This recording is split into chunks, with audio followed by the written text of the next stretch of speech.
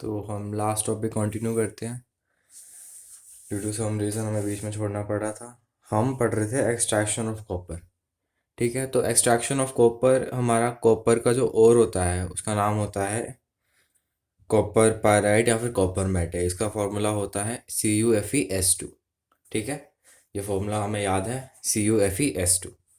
ठीक है, तो जब हम कॉपर का एक्सट्रैक्शन करते हैं तो इसके सल्फाइड ओर से करते हैं। ठीक है, सल्फाइड और हमें सब सल्फाइड और का जब हम कंसंट्रेशन करते हैं तो फ्लोटेशन के थ्रू करते हैं। ठीक है, उसके बाद जब इसका एक्सट्रैक्शन कर रहे होते हैं तब हम इसका ऑक्सीडेशन करते हैं।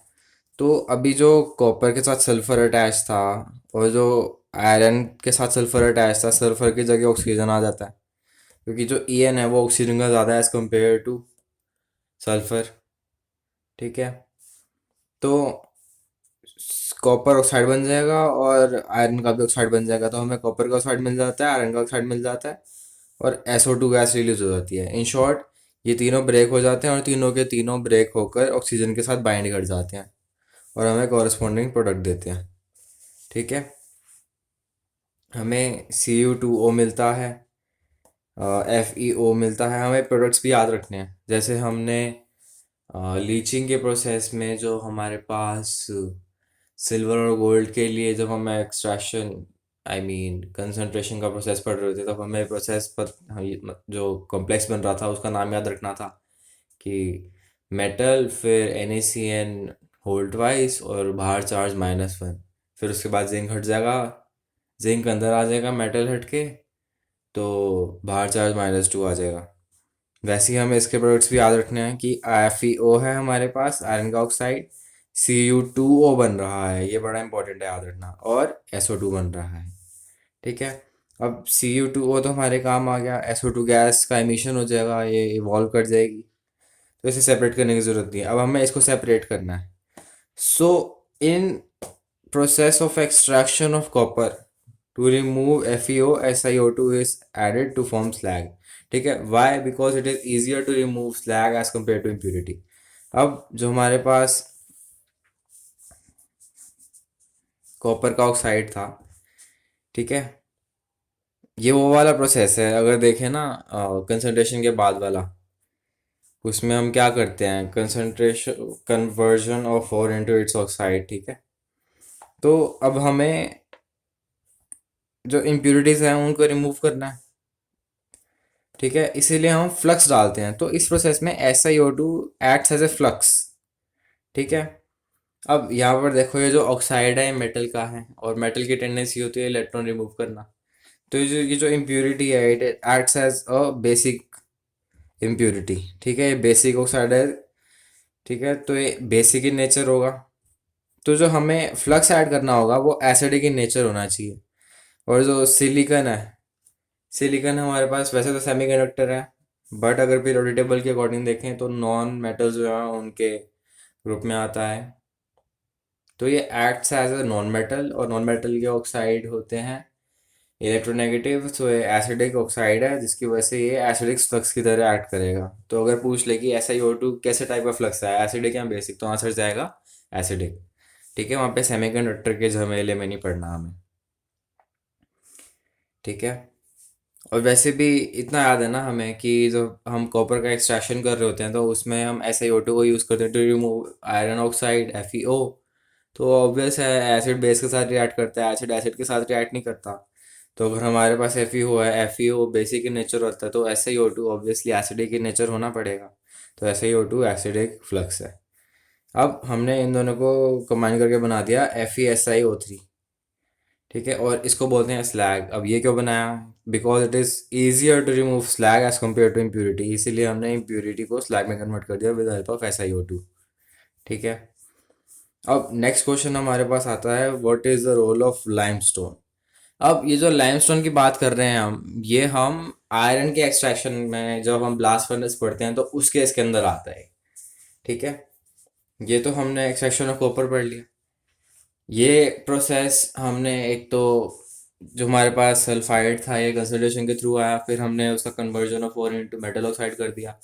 अब इसके बाद जब रिडक्शन करते हैं तो बेसिमराइजेशन के थ्रू करते हैं जिसमें सेल्फ रिडक्शन होता है। और उसके बाद हम रिफाइनिंग कर लेते हैं। रिफाइनिंग के भी अलग अलग प्रोसेसेस होते हैं। तो ये सब तो हमने कॉपर के बारे में पढ़ लिया। अब सवाल आता है कि what is the role of limestone. तो लाइमस्टोन जो है, लाइमस्टोन हमारे पास आयरन का जब हम रिडक्शन कर रहे होते हैं तो उसके अंदर यूज आता है। ठीक है, जो हमारा ब्लास्ट फर्नेस का जो है एलिंगम डायग्राम जो हम ब्लास्ट फर्नेस के बेसिस पे बनाते हैं, उसमें हमें लाइमस्टोन की ज़रूरत पड़ती है। लाइमस्टोन का फॉर्मूला होता है CaCO3, कैल्शियम कार्बोनेट। तो जब हम लाइमस्टोन को ब्रेक करते हैं तो हमारे पास कैल्शियम ऑक्साइड आ जाता है और CO2 इवॉल्व कर जाती है। अब जो कैल्शियम ऑक्साइड है ना, ये एक टाइप से फ्लक्स की तरह ऐड कर रहा है। ठीक है, जब हम आयरन का रिडक्शन कर रहे होते हैं ब्लास्ट फर्नेस के अंदर, तो हमें हमारे पास SiO2 की इम्प्योरिटीज आ जाती हैं उस केस में। ठीक है, तो हम लाइमस्टोन डालते हैं, तो लाइमस्टोन डालने ब्लास्ट फर्नेस में टेम्परेचर ऑलरेडी हाई है, तो CO2 इवॉल्व कर जाएगी, एनर्जी मिलते ही कैल्शियम ऑक्साइड बचेगा। तो SiO2 तो एक एसिडिक इम्प्योरिटी है, तो जो फ्लक्स डालेंगे हम वो बेसिक इन नेचर होना चाहिए, और मेटल का ऑक्साइड बेसिक होता है। ये दोनों कंबाइन करके just like above process FeSiO3 की जगह CaSiO3 बना देंगे। ठीक है, और ये स्लैग है। और it is more easy to remove और separate slag as compare to impurities. ठीक है, तो वो पूछ ले अगर what is the role of limestone, तो ये हमारे पास ब्लास्ट फर्नेस में की रिडक्शन में हेल्प करता है। तो ऊपर वाले केस में कैल्शियम की एक्सट्रैक्शन, सॉरी कॉपर के एक्सट्रैक्शन में हमारे पास SiO2 acts as a flux, और नीचे वाले केस में limestone acts as a flux. ठीक है, to be more specific, calcium oxide acts as a flux. सवाल आ जाए कि आयरन के रिडक्शन में which of the following acts as a flux, तो ऑप्शन में अगर दो दे रखे हैं, एक तरफ दे रखा है लाइमस्टोन, दूसरी तरफ दे रखा है कैल्शियम ऑक्साइड, तो आंसर क्या जाना चाहिए? आंसर जाना चाहिए कैल्शियम ऑक्साइड, क्योंकि रिएक्शन हमारे पास ये वाली है। ठीक है, ये पढ़ लिया हमने। अब इसके बाद एक हमारे पास दो चार्ट दे रखे हैं, वो देख लेते हैं। ठीक है, to sum up the chapter. Chapter को सम अप करने के लिए एक बार इस पर भी नज़र मार लेते हैं। तो इसमें सबसे पहले हम आयरन की बात कर लेते हैं। आयरन के हमारे पास दो ओर्स थे, हेमेटाइट और मैग्नेटाइट। हेमेटाइट का फॉर्मूला था Fe2O3, मैग्नेटाइट का फॉर्मूला था Fe3O4। उसके बाद इसका जब हम कंसिडरेशन कर रहे होते हैं तो मैग्नेटिक सेपरेशन के थ्रू करते हैं। ठीक है, फिर जब इसका conversion of metal, sorry conversion of four into metal oxide कर रहे होते हैं तो कैल्सिनेशन के थ्रू करते हैं। कैल्सिनेशन हमारे पास दो टाइप के मेटल्स यूज़ करते हैं, कार ऑक्सीडेशन करते हैं। एक तो कार्बोनेट्स और दूसरे ऑक्साइड्स। ठीक है, तो ऑक्साइड्स वो भी जो हाइड्रेटेड टाइप हों। तो हमने कैल्सिनेशन में दो एग्जांपल पढ़े थे, तो एक तो आयरन का Fe2O3.XH2O, तो आयरन का हाइड्रेटेड ऑक्साइड था। ठीक है, जिसमें हमने वाटर को रिमूव कराया था, और हमारे पास जिंक कार्बोनेट था जिसको हमने हीट करा के in absence of air CO2 को रिलीज कराया था, और हमारे पास जिंक ऑक्साइड आ गया था। रोस्टिंग के अंदर हमने जिंक ब्लेंड को यूज़ किया था, ZnS को, और उसको हीट किया था ऑक्सीजन की बेसिस में, जिसकी वजह से ZnO बचा था और SO2 का इमिशन हो गया था। नेक्स्ट बात आता है ब्लास्ट फर्नेस। ठीक है, ब्लास्ट फर्नेस में इसका रिडक्शन होता है यूजिंग CO और CO2। ठीक है, बट जब हम ब्लास्ट फर्नेस की बात करते हैं तो हमारे पास सिर्फ और सिर्फ दो टाइप के रिड्यूसिंग एजेंट्स होते हैं। एक होता है कार्बन मोनोऑक्साइड, होता है कार्बन। ठीक है, और हम कार्बन मोनोऑक्साइड को as a better reducing agent prefer करते हैं एट लो टेम्परेचर, और हाई टेम्परेचर पर कार्बन को प्रेफर करते हैं। ठीक है, और हमारे पास जो आयरन है वो मोल्टन स्टेट में बनता है, क्योंकि ब्लास्ट फर्नेस का टेम्परेचर ही बहुत ज़्यादा होता है। तो जो आयरन है वो मोल्टन स्टेट में ऑब्टेन होता है हमारे पास। तो वो पूछ ले कि in case of the following processes the metal is obtained in molten state, तो वो ब्लास्ट फर्नेस जाएगा, अंडरस्टूड है उस केस में। और जब हम ब्लास्ट फर्नेस की बात करते हैं तो कार्बन मोनोऑक्साइड और कार्बन में से अगर कुछ कंडीशन स्पेसिफाई नहीं कर रखी हाई टेम्परेचर या लो टेम्परेचर की, तो हम कार्बन मोनोऑक्साइड को प्रेफर करते हैं। ठीक है, क्योंकि बहुत ज़्यादा टेम्परेचर देना हमारे लिए इकोनॉमिकली प्रॉफिटेबल नहीं होता, इसकी वजह से लो टेम्परेचर पर हम कार्बन मोनोऑक्साइड को यूज़ कर लेते हैं। तो अगर पूछ ले वो सवाल कि विच of the following is better reducing agent in metallurgy, और कोई कंडीशन ना दे हाई टेम्परेचर या लो टेम्परेचर की, तो कार्बन मोनोऑक्साइड आंसर चला जाएगा।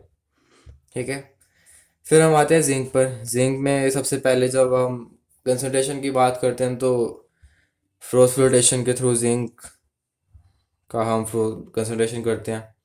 ठीक है। और जब हमारे पास ZnS और PbS दोनों होते हैं तो जिंक को हम स्टॉप कर लेते हैं और PbS को अलाउ करते हैं to move along with froth. ठीक है। With the help of depressants like NaCN और KCN। अब नेक्स्ट पार्ट है रोस्टिंग। रोस्टिंग ZnS का होता है। और अगर जिंक कार्बोनेट की बात करें ZnCO3, तो उस केस के अंदर वो एक एसिनेशन हो जाएगा। रोस्टिंग हो जाती है जिंक की। इसके बाद रिडक्शन की बारी आती है, तो रिडक्शन में हम इसकी स्मेल्टिंग कर देते हैं और स्मेल्टिंग हमारे पास ब्लास्ट फर्नेस में होती है। ठीक है। एक चीज़ हमें याद रखनी है कि जो हमारे पास ये दो प्रोसेसेस हैं, कैल्सिनेशन और स्मेल्टिंग, दोनों के अंदर हमारे पास सेम कंपाउंड्स थे। ठीक है। कैल्सिनेशन के अंदर भी आयरन का ऑक्साइड था और जिंक का कार्बोनेट था, और स्मेल्टिंग के अंदर भी जिंक और आयरन दोनों थे। ठीक है। तो हमें इस चीज़ का ध्यान रखना है। और इस रिएक्शन में भी देख लो, मैंने भी बताया था कि अगर हमें पूछा जाए कि जो ब्लास्ट फर्नेस है उसके अंदर which of the following is preferred as a better reducing agent, तो उसमें आंसर कार्बन मोनोऑक्साइड टिकाना। क्योंकि जब हम ब्लास्ट फर्नेस की बात करते हैं ना, तो हम ऑटोमेटिकली आयरन की रिडक्शन की बात कर रहे होते हैं, और आयरन की रिडक्शन के लिए, आयरन के ऑक्साइड के रिडक्शन के लिए हम कार्बन मोनोऑक्साइड का यूज़ करते हैं। ठीक है। वो चीज़ मैंने सिर्फ याद करवाने के लिए बताई थी। ठीक है। ऐसा जो हम पीछे मैंने एक्सप्लेनेशन दिया था कि हाई टेम्परेचर पर इकोनॉमिकली प्रॉफिटेबल नहीं होता, वो सिर्फ याद करने का तरीका था, ऐसा कुछ नहीं होता। ठीक है। तो जो आयरन का ऑक्साइड है उसके रिडक्शन के लिए ब्लास्ट फर्नेस में हमें कार्बन मोनोऑक्साइड प्रेफर किया जाता है। और अगर वो सिर्फ ब्लास्ट फर्नेस लिखते तो अंडरस्टूड है, क्योंकि ब्लास्ट फर्नेस में आयरन ही ऑब्टेन करते हैं हम। और जिंक का भी रिडक्शन किया जाता है ब्लास्ट फर्नेस में। Zinc is one of the examples of metal oxide to be reduced in or that are reduced in blast furnace। ठीक है। और जिंक के रिडक्शन के लिए हम कार्बन को यूज़ करते हैं। तो ये डिफरेंस याद रखने के लिए मैंने बता दिया था कि आयरन का रिडक्शन के लिए हम कार्बन मोनोऑक्साइड को यूज़ करते हैं। वापस आते हैं अपने टॉपिक पर। ठीक है। ये हो गया हमारे पास स्मेल्टिंग। अब स्मेल्टिंग के बाद हमारे पास रिफाइनिंग के प्रोसेस आ जाते हैं। रिफाइनिंग में हम एक तो डिस्टिलेशन यूज़ करते हैं, और साथ ही साथ हमारे पास इलेक्ट्रोलाइट रिडक्शन भी आ जाता है। तो डिस्टिलेशन जिंक का होता है और लिक्वेशन टिन का होता है, दैट इज SN। और इलेक्ट्रोलाइट रिडक्शन भी हमारे पास जिंक का हो जाता है। नेक्स्ट हमारे पास मेटल आता है कॉपर, या फिर एलिमेंट आता है कॉपर। इसके सल्फाइड की बात करते हैं तो सल्फाइड में सबसे पहले हम जब कंसंट्रेशन कर रहे होते हैं तो वो हम फ्लोटेशन के थ्रू करते हैं, क्योंकि मेटल सल्फाइड का जो कंसंट्रेशन ड्रेसिंग या फिर बेनिफिकेशन होता है वो फ्लोटेशन के थ्रू होता है। ठीक है। It is based on principle that ore is wetted by oil and their impurities by water. उसके बाद आती है conversion of ore into metal oxide. तो जब हम सल्फाइड ओर की बात करते हैं तो हमारे पास रोस्टिंग आ जाता है, क्योंकि ऑक्सीजन डालना पड़ेगा, और ऑक्सीजन के प्रेजेंस में अगर हीटिंग कर रहे हैं तो उसे रोस्टिंग बोलते हैं। ऑक्सीजन डालेंगे तो SO2 का एमिशन हो जाएगा और हमारे पास CO2 वो बच जाएगा। अब ये ऑक्सीडेशन होने के बाद रिडक्शन करवाना है। तो रिडक्शन में हमारे पास बेसिमराइजेशन प्रोसेस आ जाता है कॉपर के लिए। तो इसमें सेल्फ रिडक्शन होता है, जो कॉपर का ऑक्साइड है वो कॉपर सल्फाइड की प्रेजेंस में सेल्फ रिड्यूस होके, ये जो मतलब कॉपर का ऑक्साइड कॉपर के ही सल्फाइड से रिड्यूस होता है। ठीक है। इसीलिए हमारे पास कॉपर मिल जाता है और SO2 गैस का एमिशन हो जाता है। तो इसके हमें प्रोडक्ट्स भी याद रखने हैं कि कॉपर मिलेगा और SO2 का एमिशन हो जाएगा। अब ये सेल्फ रिडक्शन कैसे हो रहा है ये भी देख लेते हैं। इस केस के अंदर जो सल्फर है वो एनायन की तरह ऐड कर रहा है, और इस केस के अंदर सल्फर कैटायन की तरह ऐड कर रहा है। तो जो सल्फर है इसका हो गया है ऑक्सीडेशन। तो ये जो सल्फर था it acts as a reducing agent, तो इसका सेल्फ रिडक्शन हो रहा है ना। ठीक है। क्योंकि ये जो कॉम्प्लेक्स है ये रिड्यूसिंग एजेंट की तरह ऐड कर रहा है, इसीलिए हम इसे बेसिमराइजेशन को सेल्फ रिडक्शन भी कहते हैं। अब उसके बाद नेक्स्ट रिफाइनिंग प्रोसेस आ जाता है। रिफाइनिंग प्रोसेस में हम इलेक्ट्रोलाइट रिडक्शन करवा देते हैं कॉपर का। ठीक है।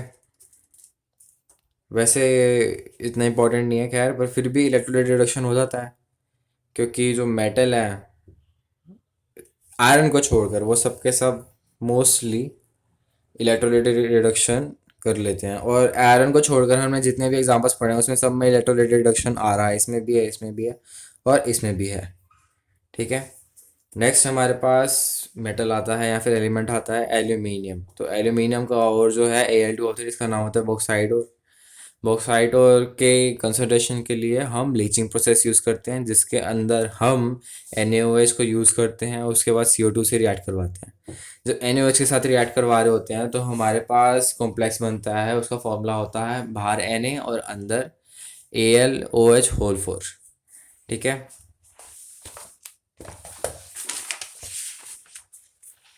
ये रहा कॉम्प्लेक्स का फॉर्मूला।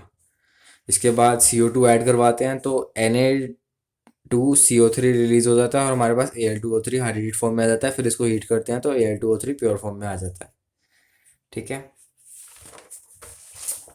वापस आते हैं अपने टॉपिक की तरफ।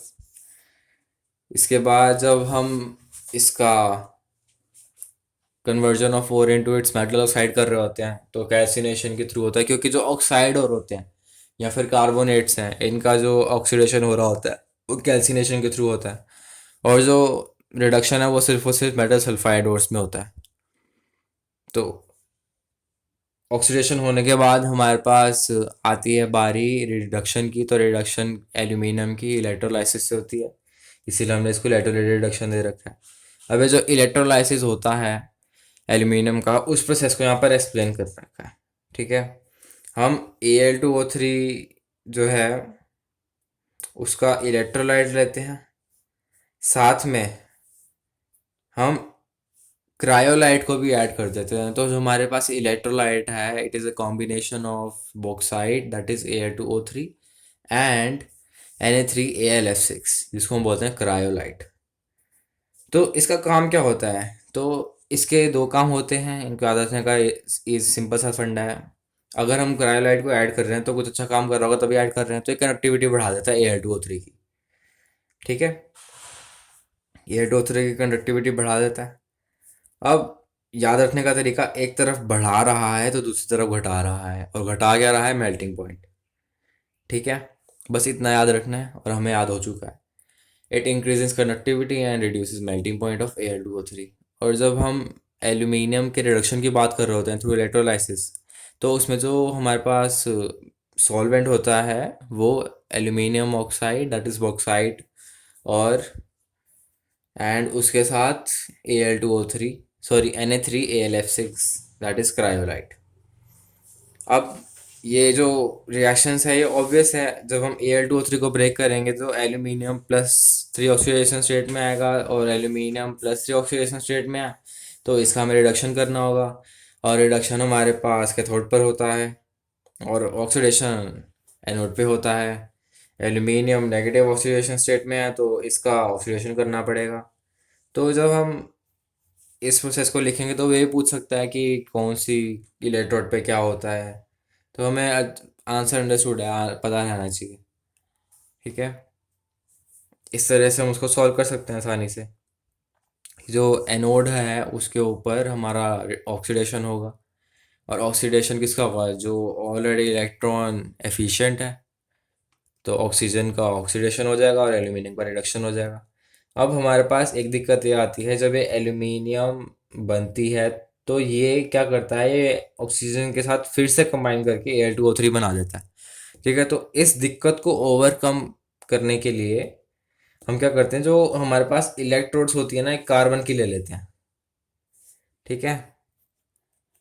और जो हमारे पास सॉल्वेंट है वो Al2O3 का होता है। जो इलेक्ट्रोड्स हैं वो कार्बन की होती हैं, और जो हमारे पास सॉल्वेंट है वो Al2O3 plus cryolite that is Na3AlF6 का होता है। अब ये जो हमने इलेक्ट्रोड्स दिए कार्बन की क्यों ली? क्योंकि जब ऑक्सीजन इवॉल्व होगी तो वो कार्बन की इलेक्ट्रोड से कंबाइन करके CO2 को इवॉल्व करेंगी, और CO2 का एमिशन हो जाएगा और हमारे पास Al एल्यूमिनियम जो है वो रिड्यूस होके हमें मिल जाएगा। ठीक है। इसीलिए हम कार्बन की इलेक्ट्रोड्स को यूज़ करते हैं।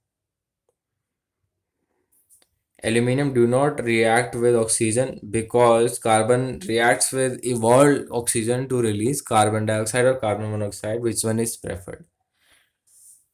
अब ये हो गया हमारे पास जो एल्यूमिनियम है उसका रिडक्शन यूजिंग इलेक्ट्रोलाइसिस। अब हम बात करते हैं आयरन की। जब हमें ब्लास्ट फर्नेस में आयरन मिल जाता है रिडक्शन के बाद, तो उसमें देख लेते हैं कि किस किस टाइप के आयरन मिलते हैं। जब आयरन में 4% कार्बन होता है तो उसे हम बोलते हैं पिग आयरन, ठीक है। और जब वो फर्दर हीट होता जाता है, क्योंकि टेम्परेचर तो ऑलरेडी ज़्यादा ही है, ऊपर से हमने आयरन डाला, जैसे जैसे वो नीचे आता जाएगा वैसे वैसे टेम्परेचर बढ़ता जाएगा और पिघलता जाएगा वो। जब उसमें 3% कार्बन आ जाता है then iron is called cast iron, ठीक है। जब उसमें 1% कार्बन आ जाता है तब उसे हम स्टील बोलते हैं, और उसके अंदर जब 0.1 to 0.5% कार्बन आ जाता है तो उसे रॉट आयरन बोलते हैं। और रॉट आयरन सबसे बेस्ट फॉर्म ऑफ आयरन है, ठीक है, क्योंकि ये बहुत ज़्यादा फ्लेक्सिबल हो जाता है। अब हमने एक बात सुनी होगी, जो प्योर गोल्ड है वो बहुत ज़्यादा मैलिएबल या डक्टाइल होता है, इसीलिए हम उसके अंदर इम्प्योरिटीज़ डालते हैं ताकि उसे हम अच्छे से शेप में मोल्ड कर सकते हैं और उसे हार्ड बना सकें। तो जितनी ज़्यादा इम्प्योरिटीज़ होगी उतना ज़्यादा मेटल हार्ड होगा।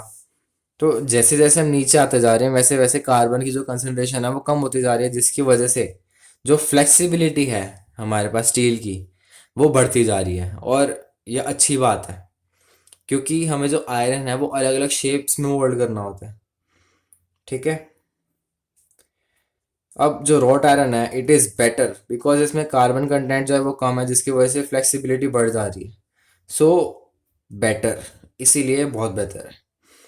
Only small dents on accident, ठीक है।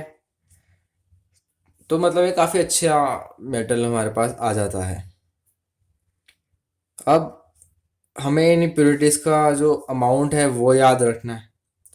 जब 4% इम्प्योरिटी होगी तो उसे बोलेंगे हम पिग आयरन, जब 3% इम्प्योरिटी होगी तो उसे बोलेंगे हम कास्ट आयरन, जब 1% इम्प्योरिटी होगी उसे बोलेंगे स्टील, जब 0.1 to 0.5% इम्प्योरिटी होगी या फिर मिनिमल इम्प्योरिटी होगी उसे बोलेंगे हम रॉट आयरन, ठीक है।